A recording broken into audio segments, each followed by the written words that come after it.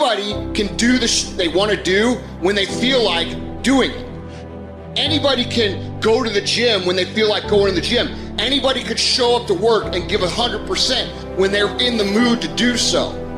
But what makes successful people successful is what they do when they don't feel like it. I see people writing on my page, oh, Andy, I'm motivated. Oh, I listen to your videos and I get hyped. That's great, and I'm glad that I can get you hyped for 5 minutes. But what do you do after the 5 minutes is over? What do you do after you walk out of the seminar that you paid $1,000 to go to? What do you do when you wake up the next day?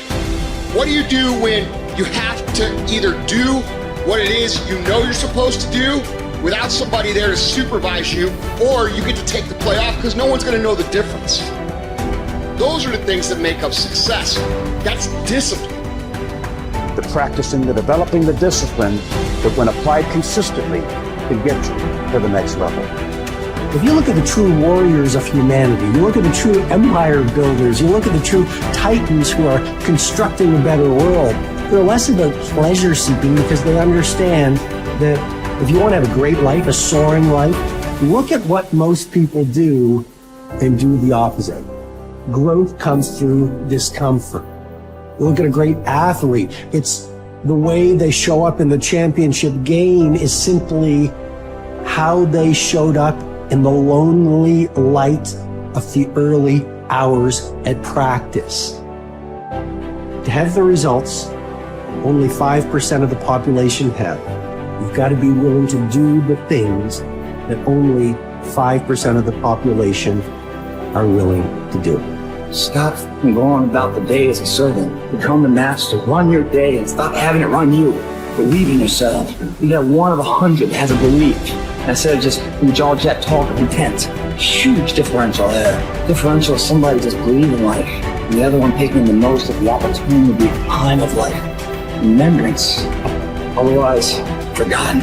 You have no business being average, but now you justify it. You come up with these great reasons why you can't get up at 5. You have these great reasons of why you have to do everything, why you don't execute, why you don't finish, why you don't follow through, why you say you'll exercise and you do it for about 10 days and you quit. You've got an excuse for why you're average. I guarantee you, if you were humble enough, if you were hungry enough, if you really wanted what you said, you'd sit down and you'd study what you do and you'd say, I can do this better. But I have not exhausted all my time. I have not exhausted all my resources. There's something missing. You're not where you're supposed to be. It's not going to take a lot, but it's a small gap. And the gap is called execution. If you want to execute just a little bit more, you'll be on a whole other level. And I'm telling you, you're not where you want to be financially. You are not the person you want to be. And you have not given yourself enough credit to say, I just need to get up a half hour earlier, and my whole life will change. I just need to get up 1 hour earlier. I just need to work 1 hour longer. Doing things that matter take time. Doing things that are great take time. Doing things that are going to get you paid take time. And you can't get around it. You can't outwork time. You can't change it. You can't do anything about it. It's just going to take time. And if you can understand aggressive patience, you can put it into play in your life, you can not only achieve everything you want to achieve, but you can do so with a sense of calm, with a sense of confidence, with a sense of certainty that your life is going to turn out the way that you want it to. It takes faith. You have to trust that things are going to happen.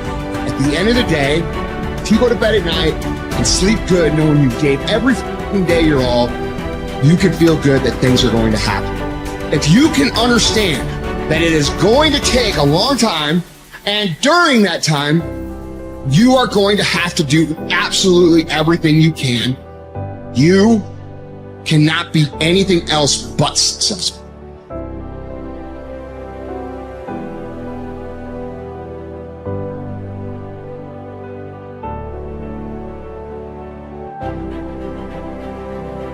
You need structure, you need predictability, and you need more of it than you think, just to keep you sane. Now, if you're lucky, and maybe a bit odd, you can deviate 5% from the norm, or 10% from the norm, or something like that, carefully and cautiously, as long as the rest of you is all well ordered in a normative manner. You might be able to get away with that, and you might be able to sustain it across time, and people might be able to tolerate you if you do it, or maybe you'll get really lucky and you happen to be creative but reasonably well put together, and people will actually be happy that there's something idiosyncratic and unique about you.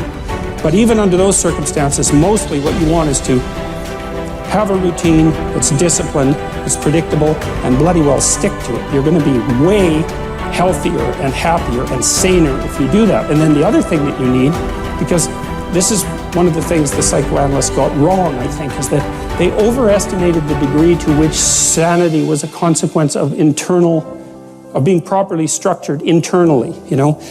Because from the psychoanalytic point of view, you're sort of an ego, and that ego is inside you. And of course, it rests on an unconscious structure. But the purpose of psychoanalysis is to sort out that unconscious structure and the ego on top of it, and to make you a fully functioning and autonomous individual. But there's a problem with that, because the reason that you're sane as a fully functional and autonomous human being isn't because you've organized your psyche, even though that's important.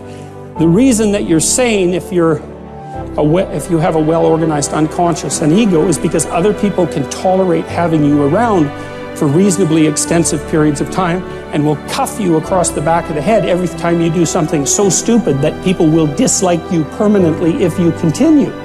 And so what people are doing to each other all the time, just non-stop, is broadcasting sanity signals back and forth, right? It's like you smile at people if they're not only behaving properly, but behaving in a way that you would like to see them continue to behave.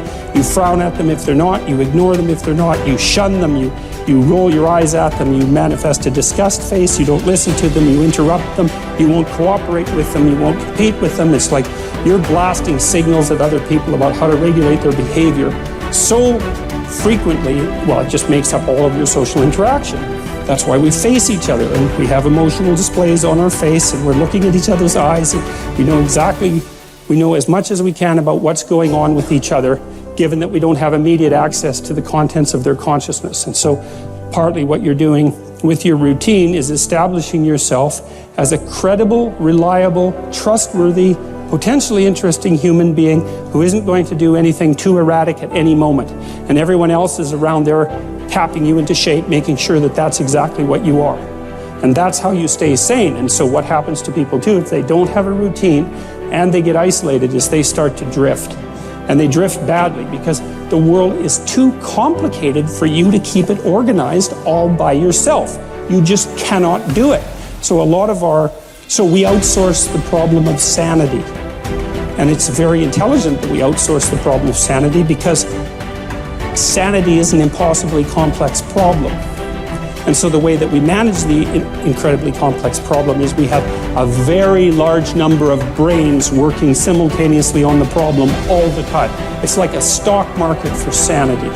And it's partly, and I use that definition with purpose, because the stock market does the same kind of impossible thing, right? Because it tries to price things, which is impossible.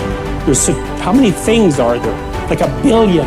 How in the world do you decide what the price is? You can't decide what the price is. That's why you have a stock market. Well, in a free market, I mean for consumer goods, is everyone's voting on what the price of everything is all the time. And that's the way we figured out, because it's technically impossible. Understand.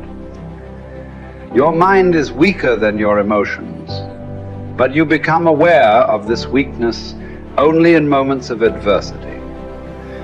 Precisely the time when you need strength. What best equips you to cope with the heat of battle is neither more knowledge nor more intellect.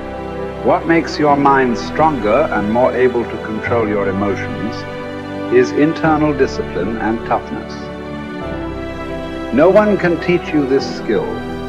You cannot learn it by reading about it. Like any discipline, it can come only through practice, experience, even a little suffering. An active life serves the purpose of giving man the opportunity to realize values in creative work, while a passive life of enjoyment affords him the opportunity to obtain fulfillment in experiencing beauty, art, or nature. But there is also purpose in that life, which is almost barren of both creation and enjoyment, and which admits of but one possibility of high moral behavior, namely in man's attitude to his existence, an existence restricted by external forces. A creative life and a life of enjoyment are banned to him. But not only creativeness and enjoyment are meaningful. If there is a meaning in life at all, then there must be a meaning in suffering. Suffering is an ineradicable part of life, even as fate and death. Without suffering and death, human life cannot be complete. As his mind becomes purer and his emotions come under control, his thoughts become clearer and his instincts truer. As he learns to live more and more in harmony with his higher self, his body's natural intuition becomes active of itself.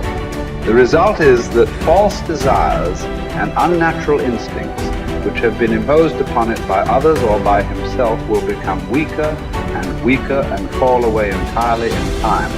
This may happen without any attempt to undergo an elaborate system of self-discipline on his part. Yet it will affect his way of living, his diet, his habits.